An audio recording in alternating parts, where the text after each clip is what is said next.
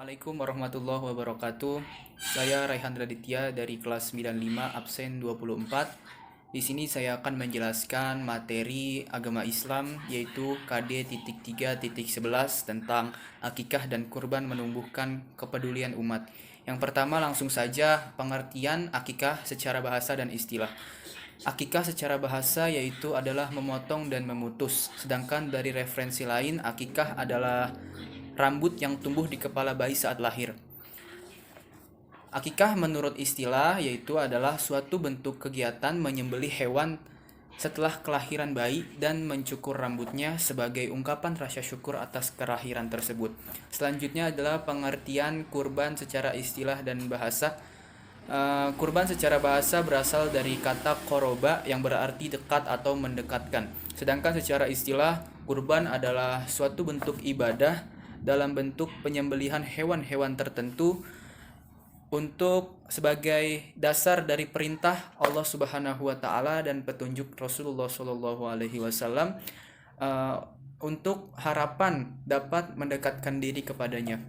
Selanjutnya dalil tentang akikah yaitu kullun ghalami rahinatu bi'akikahi tudzubah anhu yauma sabi'ihi wa yuhlaqu wa yusammai kullu ghulamin rahinatun bi'akikah tadhbahu an yauma sabi'ihi wa yuhlaqu wa yusamma, yang artinya setiap bayi itu tergadai dengan akikahnya, disembelihkannya kambing untuknya pada hari ketujuh, dicukur dan diberi nama.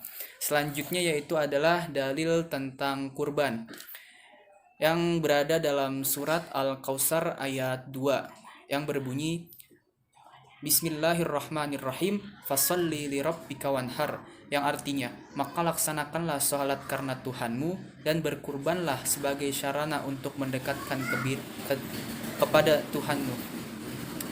Selanjutnya yang ketiga, ketentuan akikah dan kurban. Ketentuan akikah dan kurban yaitu adalah yang pertama ketentuan akikah, keadaan domba atau kambing itu sehat dan tidak kurus dan terjauhi dari kata cacat. Selanjutnya kambing dan domba sudah berumur 1 tahun atau sudah pernah berganti gigi. Selanjutnya ketentuan hewan kurban. Ketentuan hewan kurban yaitu adalah yang pertama, bila kita berkurban unta tersebut harus sudah berumur 5 tahun. Bila kita berkurban sapi ataupun kerbau dan kambing juga sudah berusia kurang lebih 2 tahun. Sedangkan jika kita berkurban domba ataupun biri-biri itu sudah berumur 1 tahun atau sudah pernah berganti gigi. Dan selanjutnya keadaan fisik maupun yang lainnya sehat dan tidak ada cacat. Selanjutnya yaitu adalah syarat akikah. Syarat-syarat akikah yaitu adalah usia hewan yang akan diakikahkan kurang lebih 1 tahun. Fisiknya juga kuat dan dijauhi dari cacat. Kapasitasnya yaitu adalah untuk anak laki-laki 2 ekor kambing dan untuk anak perempuan 1 ekor kambing. Selanjutnya syarat hewan kurban. Yang pertama yaitu adalah usia cukup seperti yang tadi saya jelaskan.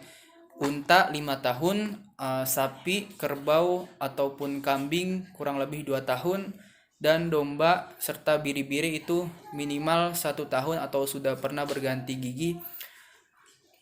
Selanjutnya fisiknya sehat dan juga tidak cacat, dan kapasitasnya untuk kambing sebanyak 1 orang dan kerbau sebanyak 7 orang.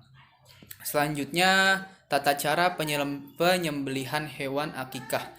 Tata cara penyembelihan hewan akikah dilakukan setelah 7 hari kelahiran bayi, memenuhi kriteria, membaca doa menyembelih, memberikan nama dan mencukur rambut anak, dan pembagian daging hewan akikah tersebut.